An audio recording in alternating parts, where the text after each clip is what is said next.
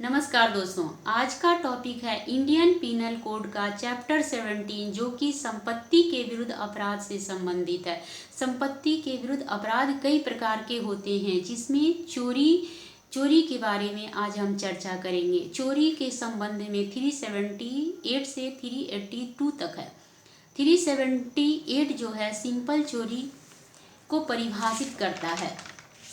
379 चोरी के लिए पनिशमेंट की बात करता है। 380 निवास गृह में चोरी की बात करता है, जबकि 381 लिपिक या सेवक द्वारा स्वामी के कब्जे में के संपत्ति की चोरी की बात करता है। 382 चोरी करने के लिए मृत्यु, उपहति या अवरोध कारित करने की तैयारी के पश्चात चोरी की बात करता है। अब हम चलते हैं 378 जो कि चोरी को डिफाइन करती है। चोरी कहते किसे हैं यह बताता है 378। जब कोई व्यक्ति किसी व्यक्ति के कब्जे में से उसके सम्मति के बिना कोई मूवेबल प्रॉपर्टी बेईमानी पूर्वक ले लेने का आशय रखते हुए उसे हटाता है तो चोरी का अपराध माना जाएगा। यानी चोरी तब कहा जाएगा जब उसमें 5 इंग्रेडिएंट हो। जब तक पांचों इंग्रेडिएंट नहीं होगा चोरी का अपराध नहीं माना जाएगा। तो चोरी के लिए 5 इंग्रेडिएंट का होना आवश्यक है। पहला, किसी व्यक्ति के कब्जे में संपत्ति का होना और उस व्यक्ति का कंसेंट के बिना उस संपत्ति का लिया जाना, संपत्ति मूवेबल प्रॉपर्टी होना और बेईमानी पूर्वक लेने का आशय रखना और उसको हटाया जाना। यानी जब तक ये पांचों एलिमेंट मौजूद नहीं होगा चोरी का अपराध गठित नहीं होगा। इसमें 5 स्पष्टीकरण दिया गया है। पहला स्पष्टीकरण कहता है कि कोई वस्तु चोरी का विषय वस्तु कब हो सकता है।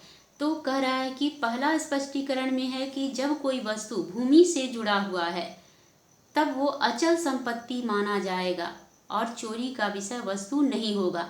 जैसे ही उसे भूमि से हटा दिया जाएगा वह मूवेबल प्रॉपर्टी हो जाएगा और चोरी का विषय वस्तु हो जाएगा। स्पष्टीकरण 2 कहता है कि जैसे ही उस वस्तु को पृथक कर दिए और उस वस्तु को पृथक करने के बाद हटा दिया जाता है तब वो चोरी हो जाता है। स्पष्टीकरण 3 और 4 दोनों में संपत्ति हटाए जाने के विभिन्न तरीका से संबंधित है कि किन किन तरीकों से संपत्ति को हटाया जा सकता है। स्पष्टीकरण 3 कहता है कि पहला, उस बाधा को हटाकर जिसके द्वारा वस्तु के हटाए जाने को निवारित किया गया था। दूसरा, किसी अन्य वस्तु से पृथक करके संपत्ति को हटा सकते। तीसरा, किसी वस्तु को सही तरीके से हटा करके हटा सकते हैं। स्पष्टीकरण 4, किसी जीव जंतु को हटाना कारित करता है तब कहा जाता है जब किसी साधन द्वारा उस जीव जंतु को हटाया जाता है। स्पष्टीकरण 5 जो है कंसेंट की बात करता है। 5वां स्पष्टीकरण में कह रहा है 2 प्रकार का कंसेंट होता है, अभिव्यक्त और विवक्षित, यानी एक्सप्रेस और इम्प्लाइड कंसेंट।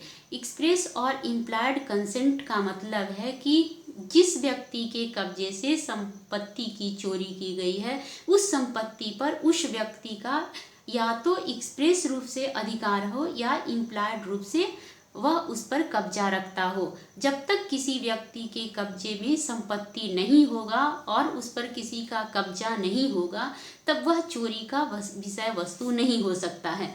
बेईमानी पूर्वक आशय से संबंधित एक इम्पॉर्टेंट केस है KN मेहरा बनाम राजस्थान राज्य। वह एक वायुसेना का एक अधिकारी वायुसेना का एक हेलीकॉप्टर जो था उसे अनधिकृत रूप से उड़ान भरने के लिए ले गया था, जिसे न्यायालय ने कहा कि उसका इंटेंशन बेईमानी पूर्वक था, तो वह चोरी का अपराध माना जाएगा। चोरी का अपराध मानने के लिए उसमें 5 एलिमेंट चोरी का जो है वह सभी उसमें एलिमेंट आ रहा था। अब 379 जो है चोरी के लिए पनिशमेंट की बात करता है।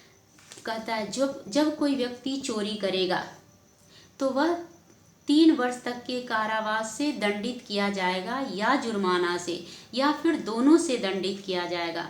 380 निवास गृह में चोरी की बात करता है।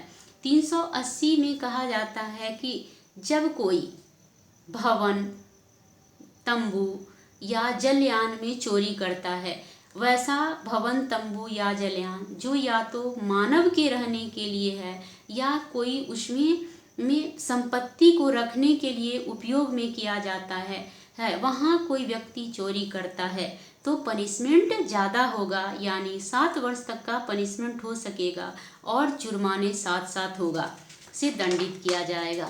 381 लिपिक या सेवक द्वारा स्वामी के कब्जे की संपत्ति की चोरी। कहता जब कोई लिपिक या सेवक अपने ही स्वामी के संपत्ति की चोरी करता है या मालिक के संपत्ति का चोरी करता है तो वह 7 वर्ष तक के कारावास या और जुर्माना से दंडित किया जाएगा। 382 चोरी करने के लिए मृत्यु, उपहति या अवरोध कारित करने की तैयारी के पश्चात चोरी करता है, यानी इस आशय से चोरी करने जाता है, वह तैयार होके जाता है कि हम चोरी करने जा रहे हैं और यदि उस चोरी करने में कोई व्यक्ति देख लेता है और वह अवरोध करता है, रोकेगा, तो हम उसका हत्या कर देंगे। तो इसे हम उदाहरण के तौर पर इस प्रकार समझते हैं कि मान लिया कि कोई जेब कतरा है वह तैयारी करके अपने पास चाकू या पिस्तौल रखे रहता है कि हम जेब काट रहे हैं और यदि देख लेगा और हमें पकड़ लेगा, उसके पहले ही उस पर हम चाकू से वार कर देंगे या हम उस पर गोली चला देंगे, तो यह 382 के अंतर्गत आएगा। Thank you. यदि मेरा वीडियो अच्छा लगे तो लाइक करें, शेयर करें और सब्सक्राइब करें।